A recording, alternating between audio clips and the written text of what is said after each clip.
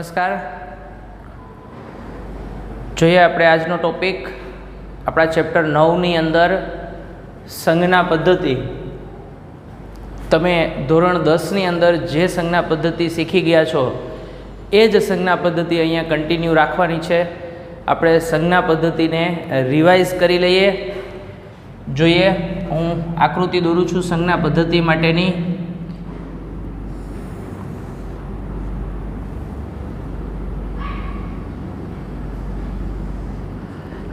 આ એક્સ અક્ષ અને વાય અક્ષ કાર્ટેશિયન યામનો ઉપયોગ થતો હોવાથી આને કાર્ટેશિયન સંજ્ઞા પદ્ધતિ એવું પણ કહેવામાં આવે છે. ધારો કે અહીંયા વસ્તુ રહેલી છે, હું આ લખું છું વસ્તુની ઊંચાઈ ઉપર તરફ, અને બાજુમાં લખી નાખું છું પોઝિટિવ. અહીંયા લખું છું વસ્તુની ઊંચાઈ નીચે તરફ.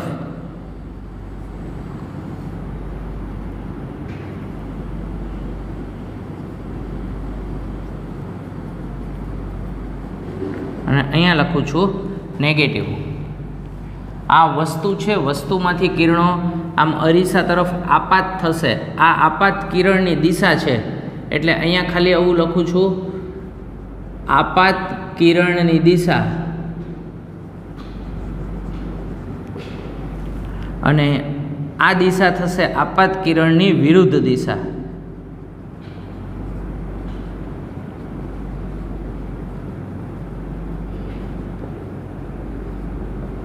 ફરી પાછું અહીંયાથી ને હું આમ આગળ વધતો હોઉં તો આ દિશાને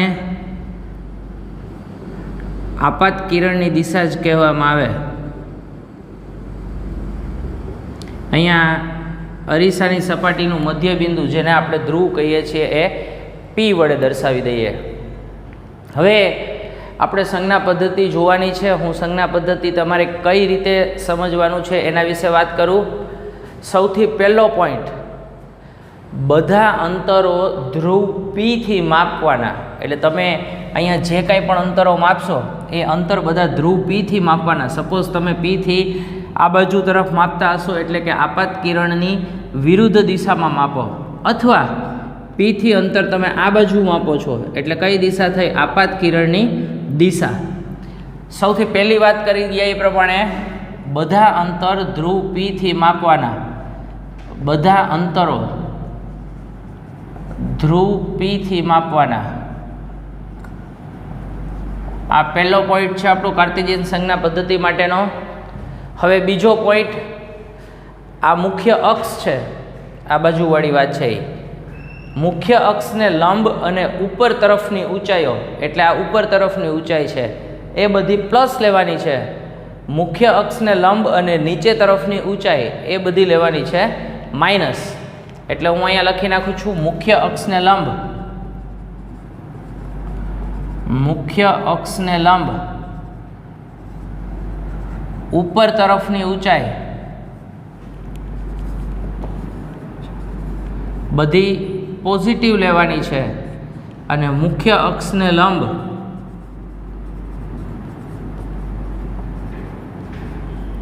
નીચે તરફની ઊંચાઈ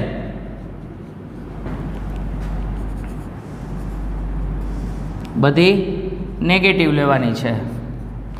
હવે આગળ થોડી વાત, આપાત કિરણની દિશામાં જે અંતર માપો એ બધા અંતર પ્લસ લેવાના છે, એટલે કે પોઝિટિવ લેવાના છે, અને આપાત કિરણની વિરુદ્ધ દિશાના જે અંતર માપીએ એ બધા અંતર નેગેટિવ લેવાના છે. એટલે બીજા બે પોઈન્ટ,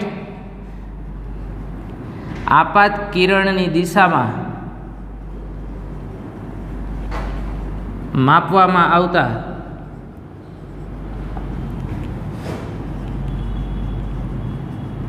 અંતરો પ્લસ, અને આપાત કિરણની વિરુદ્ધ દિશામાં માપવામાં આવતા અંતરો ઋણ.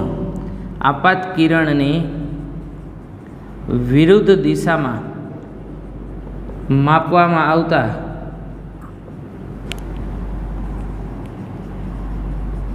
અંતર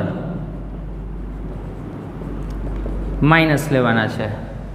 એટલે આ થઈ કાર્ટેશિયન સંજ્ઞા પદ્ધતિ. અત્યંત સહેલી સિસ્ટમ છે. ફરી પાછું એકવાર રિવાઇઝ કરી દઉં, આકૃતિ ઉપરથી તમને ખ્યાલ આવી જશે. સૌથી પહેલી વાત, બધા અંતર ધ્રુવ પીથી માપવાના. મુખ્ય અક્ષને લંબ ઉપર તરફની ઊંચાઈઓ બધી ધન, મુખ્ય અક્ષને લંબ નીચે તરફની બધી ઊંચાઈઓ ઋણ. આપાત કિરણની દિશામાં જે અંતર માપશો એ બધા પોઝિટિવ, આપાત કિરણની વિરુદ્ધ દિશામાં જે અંતરો માપશો એ બધા નેગેટિવ. એટલે સિમ્પલ સંજ્ઞા પદ્ધતિ છે. આ સંજ્ઞા પદ્ધતિનું પ્રેક્ટિકલ યુઝ માટે આપણે ખાલી એક ઉદાહરણ જોઈએ, એના ઉપરથી તમને ખ્યાલ આવી જશે. સંજ્ઞા પદ્ધતિનો ઉપયોગ આપણે કઈ રીતે કરી શકીએ છીએ. જોજો બરાબર, હું બે આકૃતિ અહીંયા દોરું છું સંજ્ઞા પદ્ધતિ માટે. એક આકૃતિ આ અંતરગોળ અરીસાવાળી આકૃતિ આપણે દોરીએ. અહીંયા ધારો કે અહીંયા ધ્રુવ પી છે, મુખ્ય કેન્દ્ર એફ, વક્રતા કેન્દ્ર સી, અને અહીંયા એક વસ્તુ છે એ બી.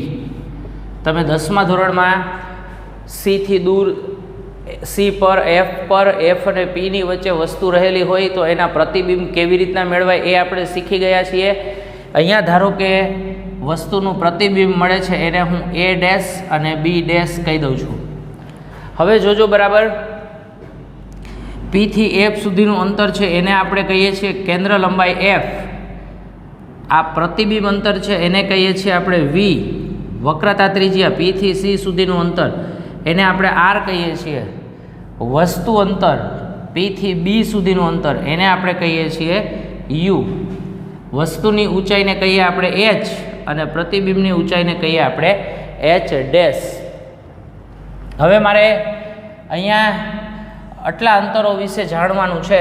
તમે તમારી જાતે ટ્રાય કરજો. પી એફ બરાબર ખાલી જગ્યા, પી બી ડેશ બરાબર ખાલી જગ્યા, પી સી બરાબર ખાલી જગ્યા, પી બી, એ બી અને એ ડેશ બી ડેશ. આ અંતરો પ્લસ છે કે માઇનસ એ તમે જાતે ચેક કરી શકશો. હમણાં આપણે પણ ચેક કરીએ અહીંયા, પણ આ તમે બરાબર તમારી જાતે વિચારજો. હું બીજી આવી નવી આકૃતિ દોરું છું બહિર્ગોળ અરીસા માટેની, અને બહિર્ગોળ અરીસા માટે પણ આવા અંતરો આપણે જોઈએ. આ બહિર્ગોળ અરીસા માટે આકૃતિ દોરીએ. અહીંયા ધ્રુવ પી, અહીંયા ધારો કે કોઈ એક એ બી ઊંચાઈની વસ્તુ છે. આ મુખ્ય કેન્દ્ર એફ, વક્રતા કેન્દ્ર સી, અને અહીંયા પ્રતિબિંબ મળે છે એવું સમજી લો, એ ડેશ અને બી ડેશ. આપણા અંતરો મેળવવા માટેની રીત સેમ. પી થી બી સુધીનું અંતર આપણે વસ્તુ અંતર લઈએ એને કહીએ આપણે યુ. આ પી બી ડેશ એને કહીએ વી. પી થી એફ સુધીનું અંતરને કહીએ કેન્દ્ર લંબાઈ એફ, અને પી થી સી સુધીના અંતરને વક્રતા ત્રિજ્યા આર. આ વસ્તુ ઊંચાઈ એચ અને પ્રતિબિંબની ઊંચાઈ એચ ડેશ. ફરી પાછું મારે અહીંયા પણ ખાલી જગ્યાઓ દોરવી છે. આ પી બી ઇઝ ઇક્વલ્સ ટુ ખાલી જગ્યા, પી બી ડેશ બરાબર ખાલી જગ્યા, પી એફ બરાબર ખાલી જગ્યા, પી સી બરાબર ખાલી જગ્યા, એ બી સેમ એવી રીતના એ ડેશ અને બી ડેશ. હવે તમારે કાર્ટેશિયન સંજ્ઞા પદ્ધતિનો ઉપયોગ કરી અને આ બધી ખાલી જગ્યાઓ પૂરવાની છે. હું અત્યારે ખાલી જગ્યા પૂરતો જાઉં છું. પી થી એફ અંતર માપું છું.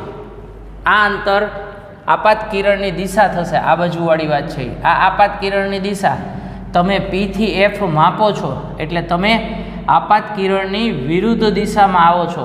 વિરુદ્ધ દિશામાં માપવામાં આવતા અંતરો ઋણ, એટલે પી થી એફ બરાબર અહીંયા થશે માઇનસ એફ.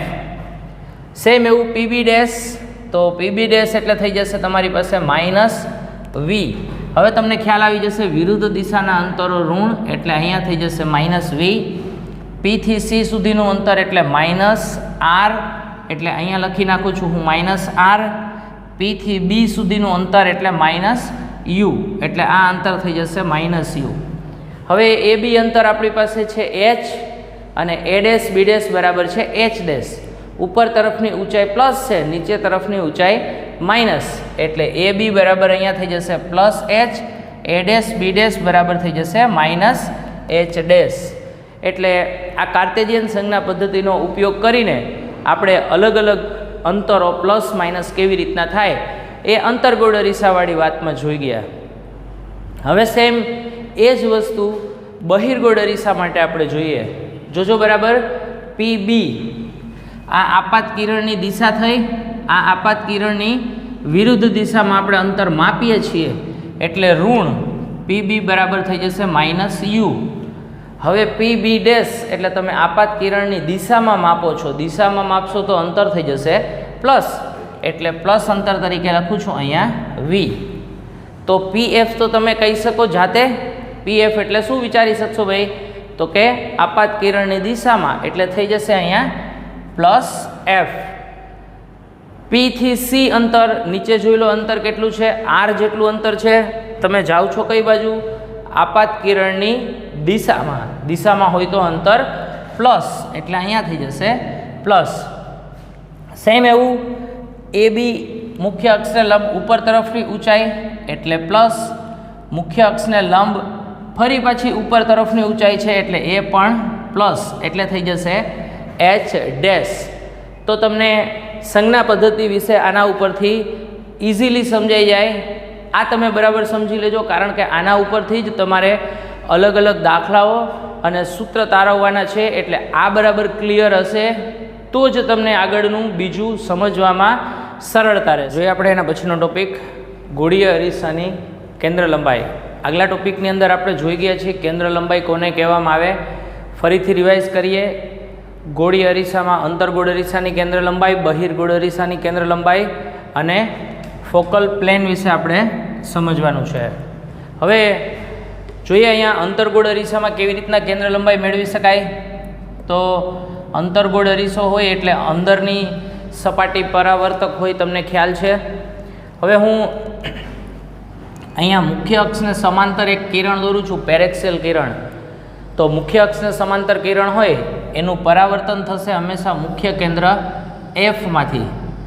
સેમ એવી જ રીતના મુખ્ય અક્ષને સમાંતર નીચેની તરફનું કિરણ છે તો એનું પરાવર્તન પણ થશે મુખ્ય કેન્દ્ર એફમાંથી.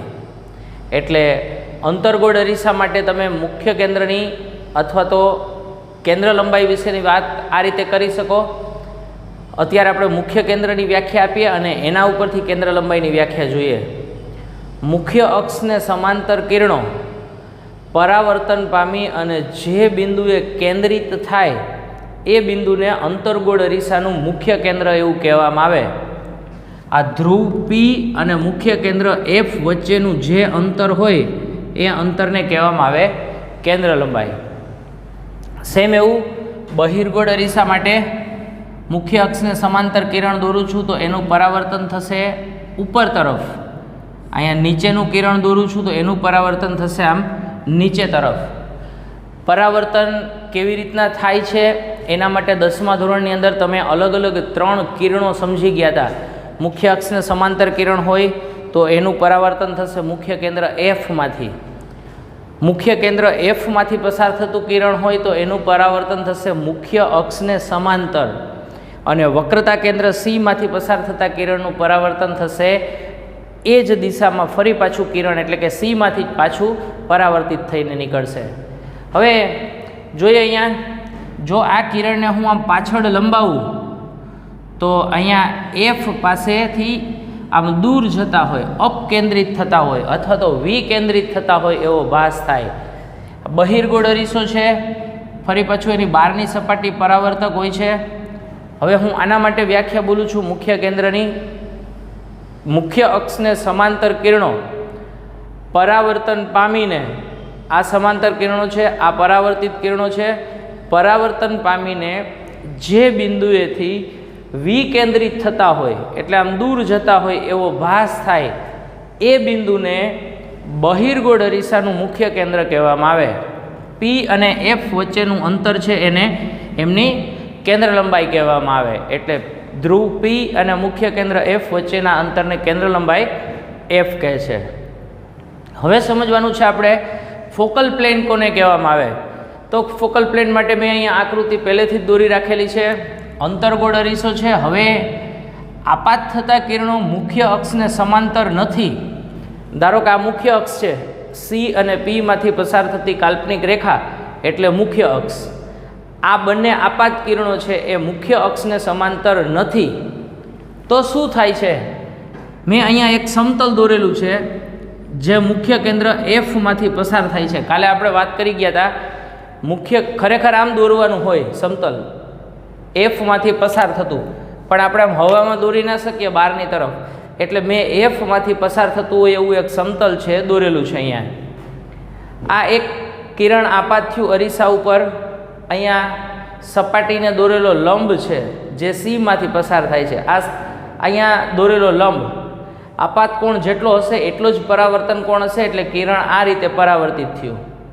સેમ બીજું કિરણ અહીંયા ધ્રુવ પાસે આપાત થાય છે, એટલે જેટલો આપાત કોણ હશે એટલો જ પરાવર્તન કોણ થશે અને કિરણ ફરી પાછું પરાવર્તિત થશે. પણ આ બંને આપાત થતા કિરણો પરાવર્તન પામી અને અહીંયા સમતલ ઉપર કેન્દ્રિત થાય છે. આ જે સમતલ છે એને કહેવામાં આવે છે ફોકલ પ્લેન. સાવ સિમ્પલ ભાષામાં કાંઈ જ ના ખબર પડે તો સીધી ને સરળ વ્યાખ્યા તમે એવી લખી શકો, મુખ્ય કેન્દ્રમાંથી પસાર થતું અને મુખ્ય અક્ષને લંબ સમતલ એને કહેવામાં આવે છે ફોકલ પ્લેન. એટલે આ રીતે મુખ્ય કેન્દ્રમાંથી પસાર થતું હોય અને મુખ્ય અક્ષને લંબ રૂપે હોય આવું એક સમતલ હોય એને કહેવાય ફોકલ પ્લેન. હવે આપણે જોવું છે વક્રતા ત્રિજ્યા અને કેન્દ્ર લંબાઈ વચ્ચે શું સંબંધ છે. તમે ભણી ગયા છો આર અને એફ વચ્ચેનો સંબંધ, એ હવે આપણે થિયરીમાં જોઈએ. અહીંયા હવે આપણે સમજવાનું છે વક્રતા ત્રિજ્યા આર અને કેન્દ્ર લંબાઈ એફ વચ્ચેનો સંબંધ. 2 માર્કમાં પૂછી શકાય એવી થિયરી છે અને એકદમ સરળ થિયરી. જોઈએ આર અને એફ વચ્ચેનો સંબંધ મેળવવા માટે આપણે અંતર્ગોળ અરીસાની મદદથી સંબંધ મેળવીએ. અહીંયા અંતર્ગોળ અરીસો દોરી નાખું છું. આ ધ્રુવ પી, મુખ્ય કેન્દ્ર એફ અને વક્રતા કેન્દ્ર સી.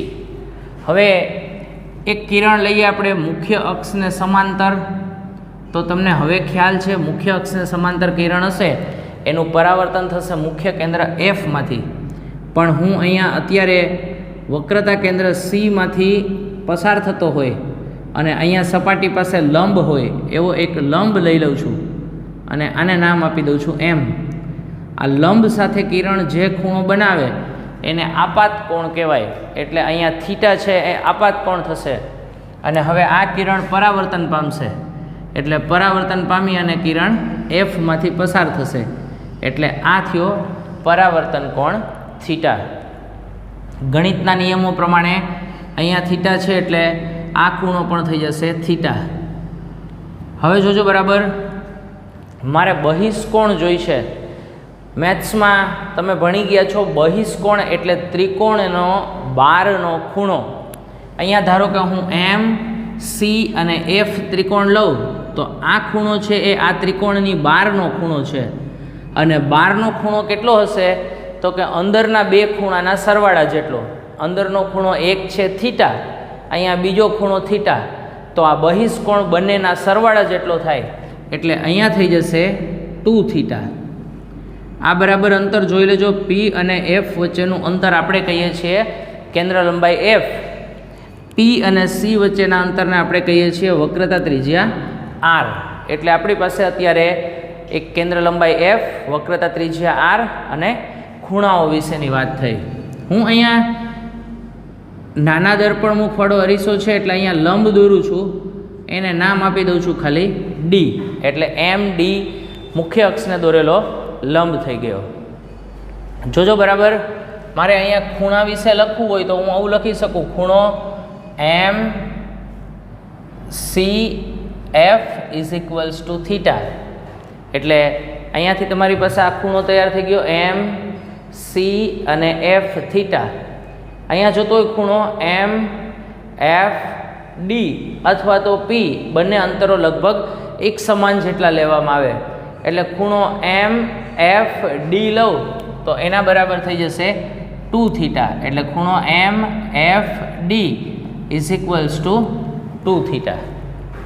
હવે મારે પહેલો ત્રિકોણ લઈએ. ધારો કે ત્રિકોણની અંદર અહીંયા આ એમ સી અને ડી ત્રિકોણ, એમાં મારે ટેન થીટા જોતું હોય તો ટેન થીટા એટલે સામેની બાજુ છેદમાં પાસેની બાજુ. એટલે હું અહીંયા લખું ખાલી ત્રિકોણ એમ સી ડીની અંદર આ એમ સી ડીમાં ટેન થીટા લઉં. ટેન થીટા એટલે સામેની બાજુ છે એમ ડી અને પાસેની બાજુ છે સી ડી. સેમ એવી રીતના લખું છું હું ત્રિકોણ એમ એફ ડીમાં ટેન 2 થીટા. અહીંયા ખૂણો 2 થીટા છે પણ મારે અહીંયા ટેન લેવું છે તો ટેન એટલે સામેની બાજુ છેદમાં પાસેની બાજુ. તો સામેની બાજુ તરીકે છે એમ ડી અને પાસેની બાજુ તરીકે છે એફ ડી.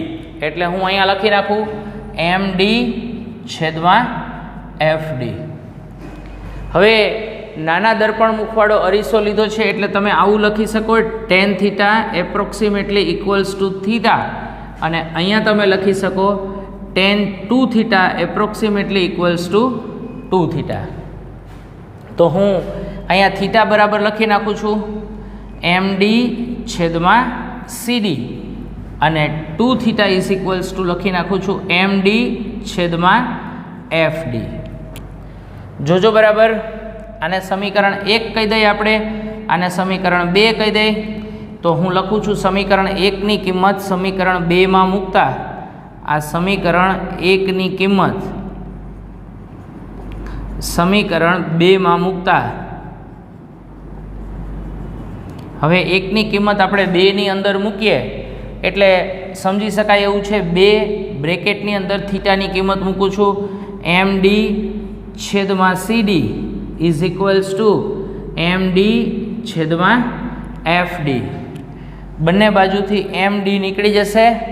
હું એફ ડીને સૂત્રનો કરતા બનાવું છું તો આવું લખી શકાય 2FD, આ FD અહીંયા આવી ગયો, ઇઝ ઇક્વલ્સ ટુ CD. એટલે 2FD એટલે તમે સમજી શકો છો કેટલું અંતર છે, F જેટલું, કારણ કે D અને P અંતર લગભગ સમાન લઈએ છીએ. એટલે 2F is equals two R, અને F લખવું હોય તો F is equals two R/2. એટલે એવું કહી શકાય આ કેન્દ્ર લંબાઈનું અંતર છે F, P અને F વચ્ચેનું, એ P અને C વચ્ચેના અંતર કરતાં અડધું હોય. એટલે F is equals two R/2. અથવા તમે આવું લખી શકો કે PC એટલે કે વક્રતા ત્રિજ્યા કેટલી હોય તો કે PF કરતાં ડબલ, એટલે R બરાબર 2F. એટલે આ અગત્યનો સંબંધ તમે બરાબર ધ્યાન રાખજો. વક્રતા ત્રિજ્યા R, કેન્દ્ર લંબાઈ F, એટલે કે કેન્દ્ર લંબાઈ વક્રતા ત્રિજ્યા કરતાં અડધી હોય. આ R અને F વચ્ચેના સંબંધનું સૂત્ર થયું. હવે જો તમારે આ જ સૂત્ર બહિર્ગોળ અરીસા માટે મેળવવું હોય તો તમે મેળવી શકો. હું ખાલી અહીંયા આકૃતિ દોરી દઉં છું તમને બહિર્ગોળ અરીસા માટેની. તમારે આ લખવું હોય તો તમે વિડીયો અહીં સુધીનો પોઝ કરી અને લખી શકો, પછી તમે બહિર્ગોળ અરીસા માટે જાતે પણ ટ્રાય કરી શકો. આપણે ખાલી આકૃતિ દોરીએ બહિર્ગોળ અરીસા માટે. તમે જોજો અહીંયા, આ ધારો કે બહિર્ગોળ અરીસો લઈએ આપણે. અહીંયા લખું છું PF અને C. પહેલાંની જેમ જ શું કરવાનું છે તો કે મુખ્ય અક્ષને સમાંતર કિરણ લેવાનું છે. અહીંયા હું લઈ લઉં છું મુખ્ય અક્ષને સમાંતર કિરણ. ઉપર તરફનું કિરણ છે એટલે આમ ઉપર તરફ જશે, પરાવર્તન પામશે. પણ હું અહીંયા C માંથી પસાર થતો હોય એવો એક લંબ દોરી નાખું છું. જોજો બરાબર, આ C માંથી પસાર થતો હોય એવો લંબ છે. હવે આ મુખ્ય અક્ષને સમાંતર કિરણ આપાત કોણ લંબ સાથે બનાવેલો ખૂણો થીટા, તો આમ ઉપર તરફ જશે એટલે પરાવર્તન કોણી થઈ જશે અહીંયા થીટા. હવે હું આ પરાવર્તિત કિરણને જો આમ પાછળ લંબાવું તો પરાવર્તિત કિરણ F માંથી પસાર થતું હોય એવો ભાસ થાય. જોજો બરાબર, આ ખૂણો થીટા છે એટલે અહીંયા ખૂણો થઈ જશે થીટા. હવે લંબ છે એ આ સમાંતર રેખા સાથે થીટા ખૂણો બનાવે તો આ લંબ જ છે અને આ સમાંતર રેખા જ છે, તો અહીંયા બનતો ખૂણો થીટા થઈ જશે. ફરીથી આ ત્રિકોણ લઈએ. અહીંયા ધારો કે તમે કોઈ પણ બિંદુ લઈ લ્યો. અહીંયા એમ બિંદુ લઈ લઈએ આપણે. અહીંયા લંબ દોરી શકશે ડી. આ એક ખૂણો થીટા, આ ખૂણો થીટા, તો એમ એફ સી ત્રિકોણનો બહિષ્કોણ એટલે 12નો ખૂણો થઈ જશે 2 થીટા. ફરીથી તમે ટેન થીટા અને ટેન 2 થીટાના સૂત્ર વાપરી, બંને સૂત્રમાં ખૂણાઓ નાના હોય એટલે ટેન થીટા બરાબર થીટા, ટેન 2 થીટા બરાબર 2 થીટા લઈ થીટાની કિંમત 2 થીટાવાળા સૂત્રની અંદર મૂકી કોમન આવતી વસ્તુ તમે કેન્સલ કરી શકો અને આર અને એફ વચ્ચેનો સંબંધ તમે આ બહિર્ગોળ અરીસા માટે પણ તમે જાતે મેળવી શકો. તમારી રીતે ટ્રાય કરજો, ઇઝીલી તમને બહિર્ગોળ અરીસા માટે સંબંધ મળી જશે. હવે નેક્સ્ટ આપણે જોવાનું છે અરીસાનું સૂત્ર, અત્યંત અગત્યનું સૂત્ર. 10મા ધોરણમાં તમે ભણી ગયા હતા, સેમ એ જ સૂત્ર મેળવવાનું છે. ફરીથી એ જ થિયરીનો ઉપયોગ કરી અને અરીસાનું સૂત્ર આપણે મેળવીએ. અરીસાનું સૂત્ર, અતિ અગત્યનું સૂત્ર, અરીસાનું સૂત્ર. વ્યાખ્યા એવી આપી શકાય: વસ્તુ અંતર યુ, પ્રતિબિંબ અંતર વી અને કેન્દ્ર લંબાઈ એફ વચ્ચેનો સંબંધ દર્શાવતું જે સૂત્ર મળે એ સૂત્રને અરીસાનું સૂત્ર કહેવામાં આવે છે. અરીસાનું સૂત્ર સ્ટાર્ટ કરીએ પહેલાં આપણે પ્રતિબિંબ કોને કહેવામાં આવે એ સમજીએ. એક વખત આપણે અગાઉ વાત કરી ગયા છીએ, પણ ટેક્સ્ટ બુકની અંદર તમારે થિયરીની અંદર એનો સમાવેશ કર્યો છે એટલે હું એ જ વાત રિપીટ કરું છું. ફરીથી જોઈએ પ્રતિબિંબ કોને કહેવામાં આવે. ધારો કે આ કોઈ એક બિંદુ છે, આ બિંદુમાંથી કિરણો નીકળ્યા, પરાવર્તન પામે અથવા તો અન્ય પ્રકાશીય ઘટના અનુભવી અને બીજા કોઈ બિંદુએ કિરણો મળે, અહીંયા ભેગા પામ્યા, તો બીજા બિંદુને આ બીજું બિંદુ એને આ પહેલા બિંદુનું પ્રતિબિંબ કહેવામાં આવે. હવે પ્રતિબિંબના બે પ્રકારો છે. એક પ્રતિબિંબ છે વાસ્તવિક પ્રતિબિંબ. વાસ્તવિક પ્રતિબિંબ હંમેશા ઉલટું હોય અને બીજું પ્રતિબિંબ છે આભાસી પ્રતિબિંબ. આ આભાસી પ્રતિબિંબ હંમેશા હશે ચત્તું. બરાબર જોજો, કિરણો ખરેખર મળતા હોય તો રચાતું પ્રતિબિંબ છે એ વાસ્તવિક પ્રતિબિંબ હશે. વાસ્તવિક પ્રતિબિંબ હંમેશા ઉલટું હોય અને વાસ્તવિક પ્રતિબિંબને તમે પડદા ઉપર ઝીલી શકો અથવા તો પડદા ઉપર એની ઇમેજ મેળવી શકાય.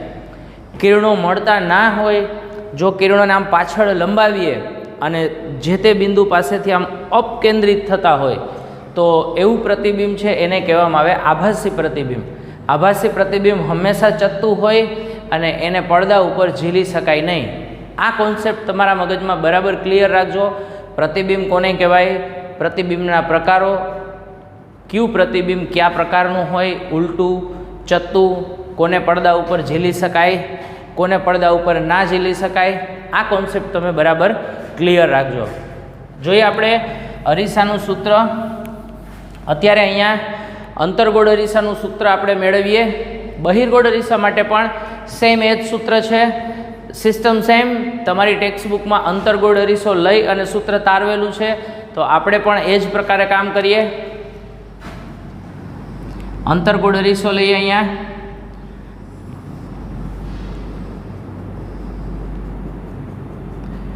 અંતર્ગોળ અરીસામાં આ અરીસાનું ધ્રુવ પી, મુખ્ય કેન્દ્ર એફ, વક્રતા કેન્દ્ર સી. હવે જોજો બરાબર, અહીંયા પી અને એફ વચ્ચેનું અંતર છે એને આપણે કહીએ છીએ કેન્દ્ર લંબાઈ. પી અને સી વચ્ચેનું અંતર છે એને કહીએ છીએ આપણે વક્રતા ત્રિજ્યા. પહેલાં આપણે પ્રતિબિંબ મેળવી લઈએ, પછી અંતરો લખીએ એટલે વધારે સરળ રહેશે અને આકૃતિ પણ આપણી સારી લાગશે. અહીંયા વસ્તુ એ બી લઈ લઉં છું હું અને વસ્તુની ઊંચાઈ આપણે લઈએ છીએ એચ. હવે વસ્તુમાંથી ધારો કે કોઈ એક કિરણ મુખ્ય અક્ષને સમાંતર રૂપે આપાત થાય છે, તો હવે તમને તો ખ્યાલ છે મુખ્ય અક્ષને સમાંતર આપાત થતાં કિરણનું પરાવર્તન થશે મુખ્ય કેન્દ્ર એફમાંથી. એટલે કિરણ મુખ્ય કેન્દ્ર એફમાંથી પરાવર્તન પામ્યું. હવે હું વસ્તુમાંથી અસંખ્ય કિરણો બહાર પાડી શકીએ. આપણે પ્રતિબિંબ મેળવવા માટે ઓછામાં ઓછા 2 કિરણોની જરૂર પડે. હવે બીજું કિરણ હું આવું બહાર પાડું છું, જોજો બરાબર. વક્રતા કેન્દ્ર સી માંથી પસાર થતું કિરણ, તો આ સી માંથી પસાર થતું કિરણ હોય એનું પરાવર્તન પાછું એ જ દિશામાં થતું હોય અને પરાવર્તન પામીને જ્યાં કિરણો છેદે ત્યાં પ્રતિબિંબ મળે, એટલે કે એ માંથી નીકળતા બંને કિરણો પરાવર્તન પામી અને આ જગ્યા ઉપર છેદે છે, એટલે એનું પ્રતિબિંબ અહીંયા મળશે એ ડેશ. સેમ બીજા કોઈ બિંદુ લઉં, એ થી બી વચ્ચે ગમે તે બિંદુનું પ્રતિબિંબ મેળવવાનો પ્રયત્ન કરું તો ધીમે ધીમે મને આખું પ્રતિબિંબ મળશે એ ડેશ બી ડેશ આ રીતનું.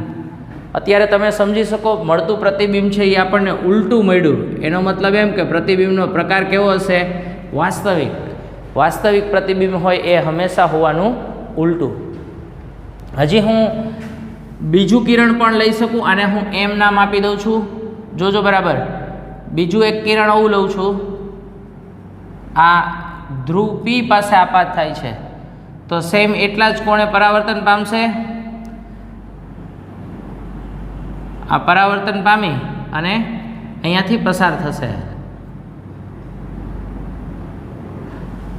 તો આ તમને અંતર્ગોળ અરીસા માટેની આકૃતિ તૈયાર થઈ ગઈ. હવે આપણે બધા અંતરોના નામ લખીએ. પી અને એફ એટલે કેન્દ્ર લંબાઈ લખી નાખ્યું. પી થી બી ડેશ એટલે પ્રતિબિંબ અંતર, એને કહીએ છીએ આપણે વી. પી થી સી એટલે વક્રતા ત્રિજ્યા, એને કહીએ છીએ આપણે આર. પી થી બી એટલે વસ્તુ અંતર, એને કહીએ છીએ આપણે યુ. અહીંયા એચ, આને તમે એચ ડેશ કહી શકો, એટલે પ્રતિબિંબની ઊંચાઈ થઈ. હવે તમારે ગણિતનો થોડો ઉપયોગ કરવાનો છે, કાર્ટેશિયન સંજ્ઞા પદ્ધતિનો ઉપયોગ કરવાનો છે. અરીસાનું સૂત્ર લખતી વખતે સૌથી પહેલું લખાણ તમે એવું કરી શકો, વસ્તુ અંતર યુ, પ્રતિબિંબ અંતર વી અને કેન્દ્ર લંબાઈ એફ વચ્ચેના સંબંધ દર્શાવતા સૂત્રને અરીસાનું સૂત્ર કહેવામાં આવે. પછી તમારે આ આકૃતિ દોરવાની છે અને આકૃતિને અનુરૂપ લખાણ કરવાનું છે. તો પહેલું લખાણ તમે આવું કરી શકો, આકૃતિમાં દર્શાવ્યા પ્રમાણે અંતર્ગોળ અરીસામાં મુખ્ય અક્ષ પર એ બી બરાબર એચ ઊંચાઈની એક વસ્તુ છે. વસ્તુમાંથી નીકળતું પહેલું કિરણ મુખ્ય અક્ષને સમાંતર પરાવર્તન પામી અને મુખ્ય કેન્દ્ર એફમાંથી પસાર થશે. હવે બીજી લીટી અથવા તો બીજો પોઈન્ટ, વક્રતા કેન્દ્ર સીમાંથી પસાર થતું કિરણ અરીસાની સપાટી પર અથડાય એ જ દિશામાં પાછું ફેંકાશે, એટલે બંને કિરણો એક બિંદુ પાસે ભેગા થશે.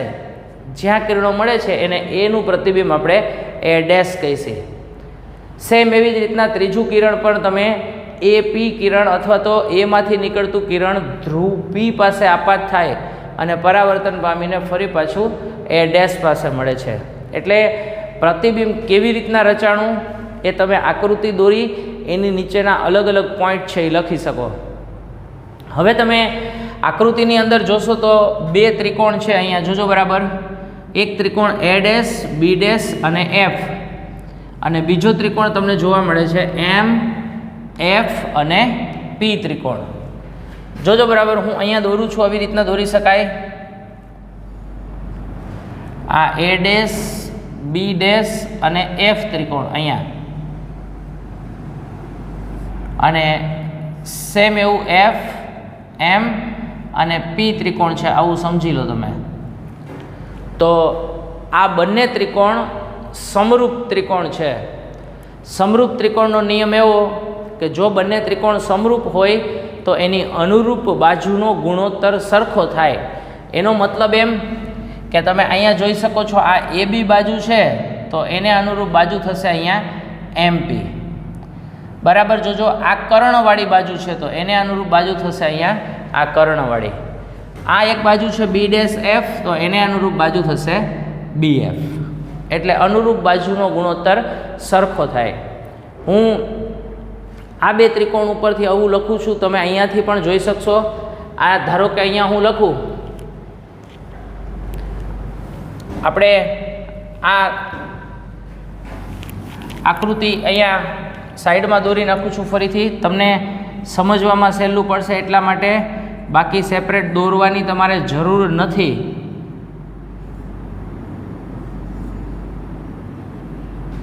હવે હું અહીંયા લખું છું ત્રિકોણ A dash B dash F અને ત્રિકોણ FMP સમરૂપ ત્રિકોણ છે. હવે સમરૂપ ત્રિકોણ હોય તો અનુરૂપ બાજુનો ગુણોત્તર સરખો થાય. તો હું અહીંયા A ડેશ B ડેશ બાજુ લઉં છું તો A ડેશ B ડેશને અનુરૂપ થશે MP, એટલે અહીંયા લખી નાખું છું MP ઇઝ ઇક્વલ્સ ટુ અહીંયા લખું છું B ડેશ F, તો B ડેશ Fને અનુરૂપ થશે PF. હવે બરાબર જોજો, અહીંયા મારે લખવું હોય તો આમ લખી શકાય. આ MP બાજુ છે અહીંયાથી એટલું, આ ખરેખર MP વાળો ભાગ છે, આમ વિચારી શકો તમે. તો આ MPની જે ઊંચાઈ હશે એ અને ABની ઊંચાઈ હશે એ બે સરખી જ થશે, એટલે હું MPની જગ્યાએ AB લખી શકું. એટલે નવું અહીંયા આવું થશે A ડેશ B ડેશ છેદમાં AB is equals two B dash F છેદમાં PF. હવે સેમ એવી જ રીતના આગળ વધવાનું છે. આપણે બીજા બે ત્રિકોણ જોવાના છે. ત્રિકોણ ABP અને A dash B dash P ત્રિકોણ લઈએ. આ બંને ત્રિકોણ પણ સમરૂપ ત્રિકોણ થશે. ખાલી તમને સમજાય એટલા માટે અહીંયા હું દોરી નાખું છું. આ ABP ત્રિકોણ જોજો બરાબર.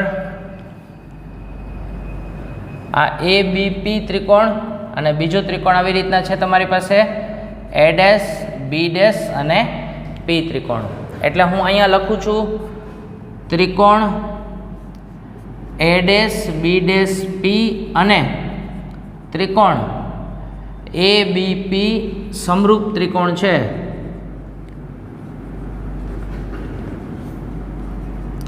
હવે સમરૂપ ત્રિકોણ હશે તો એની અનુરૂપ બાજુનો ગુણોત્તર સરખો.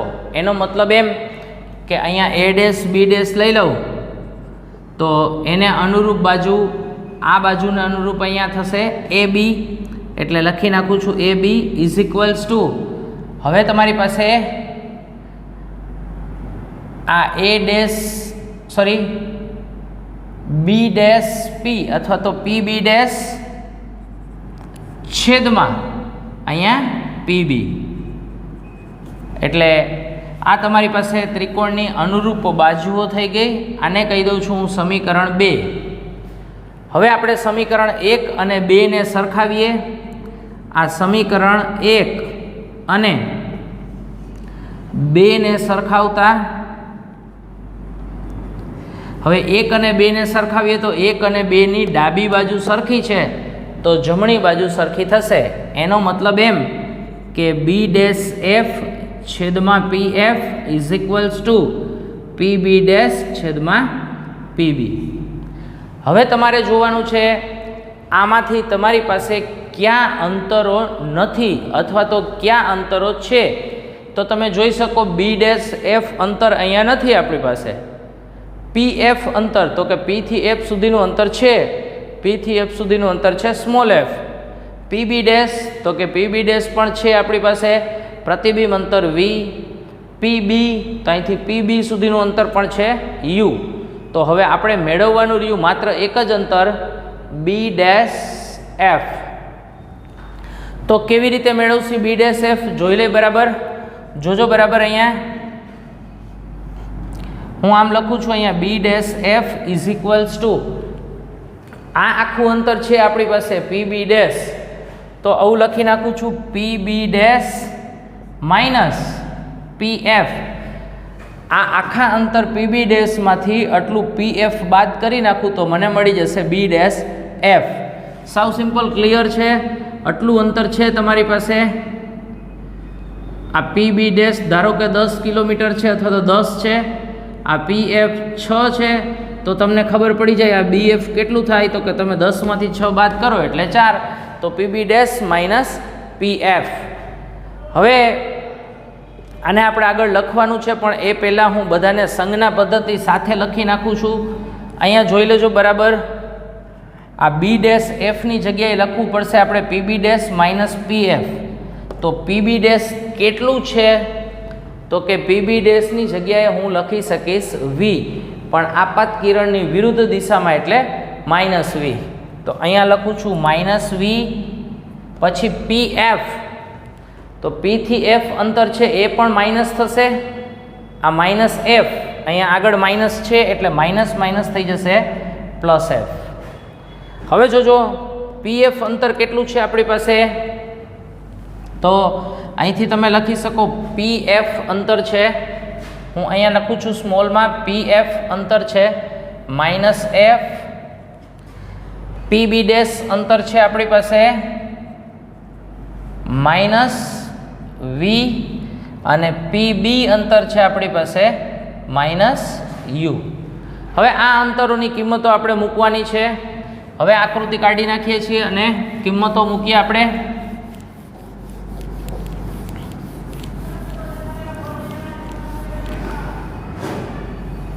અને સીધી રેખામાં લખી નાખીએ છીએ પી બી ડેશ માઇનસ વી અને પી બી બરાબર માઇનસ યુ.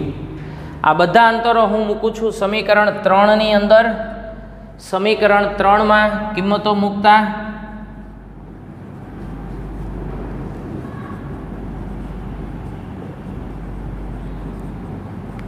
એટલે સમીકરણ 3માં બી ડેશ એફની કિંમત આપણે લખી શકશે માઇનસ વી પ્લસ એફ છેદમાં પી એફ. પી એફની કિંમત છે minus F is equals to P B dash, તો પી બી ડેશની કિંમત છે માઇનસ વી.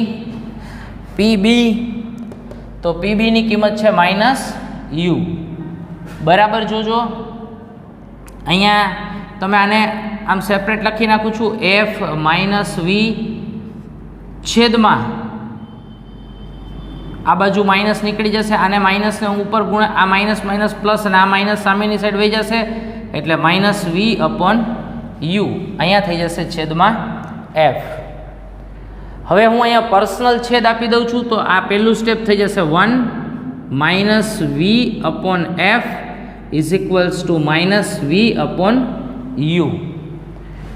હવે આ બાજુ લઈ જાઉં છું વી અપોન યુને, એટલે 1, આ માઇનસ છે આ બાજુ આવશે એટલે પ્લસ થઈ જશે પ્લસ વી અપોન યુ. આ માઇનસવાળું સ્ટેપ છે પહેલી સાઈડ વહી જશે એટલે થઈ જશે પ્લસ વી અપોન એફ. આખા સમીકરણને હું વી વડે ભાગાકાર કરું છું, એટલે કે ઉપરના સમીકરણને વી વડે ભાગાકાર કરતા, હવે સમીકરણને આપણે વી વડે ભાગાકાર કરશું એટલે અહીંયા સ્ટેપ થઈ જશે તમારી પાસે 1 અપોન વી પ્લસ આને વી વડે ભાગાકાર કરવું એટલે વી કેન્સલ થઈ જશે, 1 અપોન યુ થઈ જશે એટલે અહીંયા થઈ ગયું 1 upon you is equals to V cancel થઈ જશે એટલે બની જશે 1 અપોન એફ. તો આ તમને સૂત્ર મળ્યું જે અરીસાનું સૂત્ર છે. એટલે 1 upon v plus 1 upon you is equals to 1 upon f, એને કહેવામાં આવે છે અરીસાનું સૂત્ર. ઘણી બધી વખત એવું પણ પૂછાય છે અરીસા માટે ગાઉસનું સૂત્ર તારવો, તો આ અરીસા માટેના ગાઉસનું સૂત્ર થયું 1 upon v plus 1 upon you is equals to 1 upon F.